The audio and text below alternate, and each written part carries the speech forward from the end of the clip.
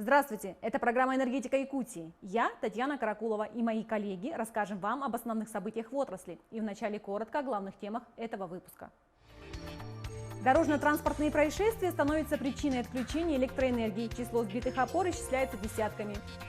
В Заполярном Пиксе идет замена опор ЛЭП, питающих военных и телецентр.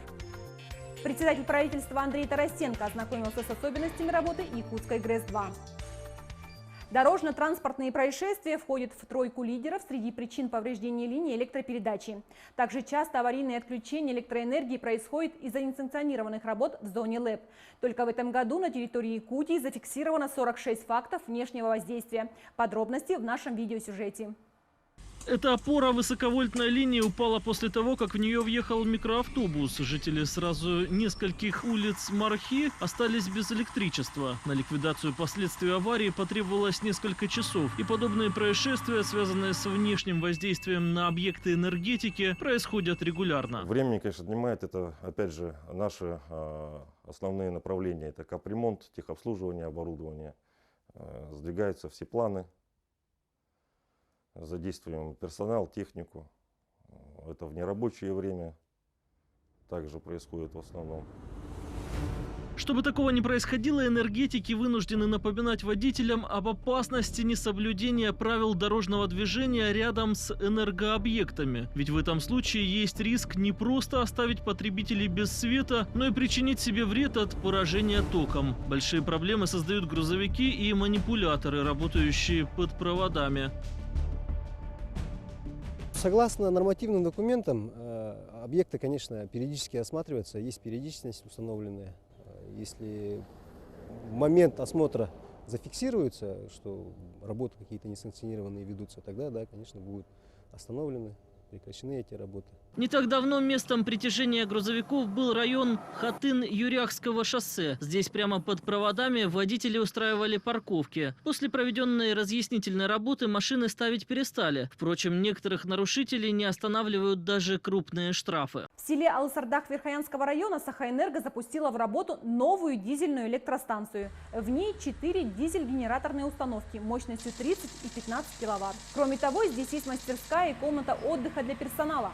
Оборудование успешно прошло обкатку, и теперь станция подает энергию в общую сеть на радость жителям отдаленного села. А в поселке Тикси специалисты булунских электрических сетей меняют опоры на линии 6 киловольт, поставляющие электроэнергию в воинскую часть и на телевышку. Для их установки сейчас проводится бурение. Работа сложная, так как в этом месте скальный грунт. На протяжении вот уже сколько мы бурим, здесь идет скала. Бурение подается, один котлован бурим, в среднем часов 5-4 часа. После установки опор будет произведено натяжение кабеля СИП.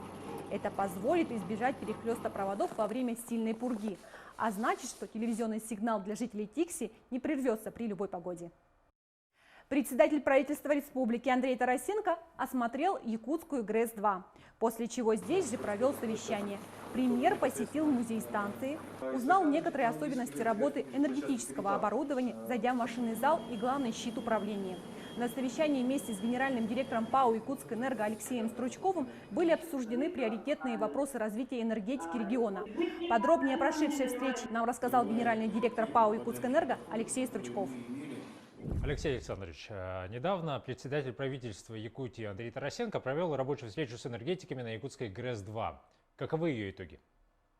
Прежде всего надо сказать, что это было первое ознакомление с объектами энергетики Андрея Владимировича Тарасенко. Надо отметить, что мы обсудили весь спектр вопросов, связанный с этим направлением. Есть у нас ряд неурегулированных вопросов с нашим регулятором, как на уровне Федеральной антимонопольной службы, так и на уровне Государственного комитета по ценовой политике. И эти факторы для нас являются критичными, и мы попросили председателя правительства Республики Саха-Якутия погрузиться в эту тематику и принять те решения, которые бы позволили нам урегулировать вопросы с выпадающими доходами, которые компания имеет и в 2019 году, и имеет в 2020 году, и также обсудили подходы и приоритеты при формировании тарифов Якутскэнерго на 2021 год и последующие годы. Также в ходе этого совещания мы обсудили и приоритетные направления электроэнергетики энергетики нашей республики, вопросы строительства, в второй очереди Якутская ГРЭС-2, которая при выходе на проектную мощность должна заместить выбывающие мощности Якутская ГРЭС-1, которая была построена в начале 70-х годов 20-го столетия, и обсудили приоритетные линии электропередачи, для строительства которых также необходимы меры государственной поддержки. С 1 января 2021 года Якутскэнерго получает статус единой теплоснабжающей организации в Якутске. Этому предшествует большая подготовительная работа. Все ли идет по плану?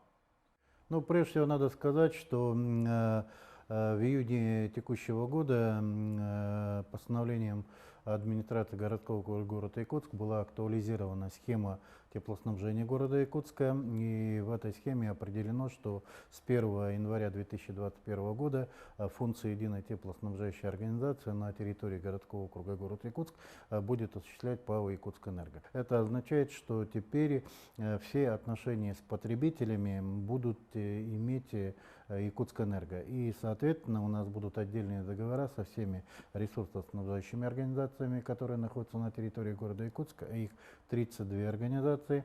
Мы сейчас в активном диалоге со всеми этими предприятиями, но надо честно признаться, что эта работа идет с большим трудом. Есть непринятие и непонимание со стороны ряда ресурсоснабжающих организаций по проведению этой работы, но, к сожалению, есть и непонимание ряда специалистов уже городской администрации по реализации данной схемы. Я хотел бы особо подчеркнуть, что прежде всего придание этого статуса для Якутскэнерго означает реализацию утвержденной схемы теплоснабжения, модернизацию системы теплоснабжения, повышение качества обслуживания потребителей и в конечном итоге загрузка тепловой мощности станции Якутская ГРЭС-2, что в конечном итоге после реализации всех мероприятий через 5-6 лет позволит стабилизировать и тарифы на территории городского округа. На начальном этапе надо признать, что, конечно, тариф будет немного выше за счет инвестиционной составляющей, но все эти инвестиции будут направлены в развитие тепловой инфраструктуры города Якутска. Ну что ж, спасибо большое, что ответили на наши вопросы. Спасибо. Потребителям и юридическим лицам города Якутска необходимо заключить договоры с единой теплоснабжающей организацией, так как с января 2021 года все тепло и горячее водоснабжение, в том числе от котельных других организаций, покупать и продавать потребителям напрямую будет ЕТО.